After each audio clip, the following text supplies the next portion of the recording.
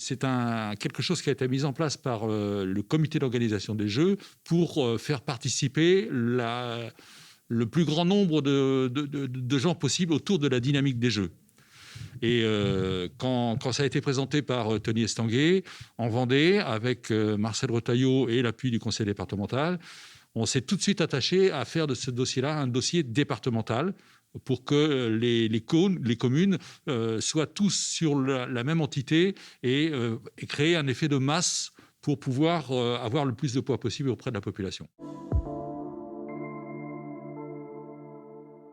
Actuellement, il y a 44% de la population vendéenne est touchée par le label Terre de Jeux. J'ai l'espoir que d'ici la fin 2021, nous soyons à 60-70%.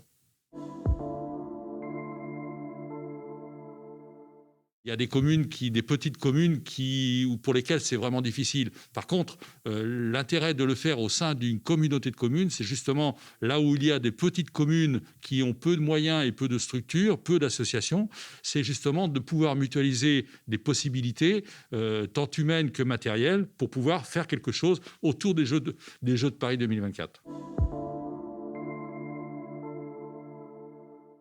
Le Team Sport Vendée accueille actuellement 17 athlètes sur les listes de haut niveau national. Et sur les 17 athlètes, j'ai identifié 7, voire 8 athlètes paralympiques et valides qui ont un potentiel ou qui sont en préparation spécifique pour Paris 2024. Vous savez, des athlètes qui, le matin en se réveillant, disent « je rêve des Jeux ». Il y a des espoirs, par exemple Enzo Gros, son frère Hugo Gros, Flavie Boulet en vélo, qui était une formidable espoir. Il y a Aloïse Retornaz au niveau de la voile, Hélène Noesmen en planche à voile.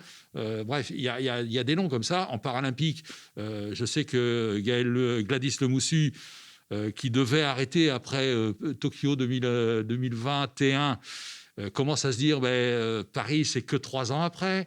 Ça vaut peut-être le coup de continuer. Il y a Léo Bergère en triathlon, il y a Anaël Roulet en natation qui, même chose. Comme le Tokyo a été repoussé d'1 an, eh bien dans l'échéance, il n'y a plus que 3 ans au lieu de 4.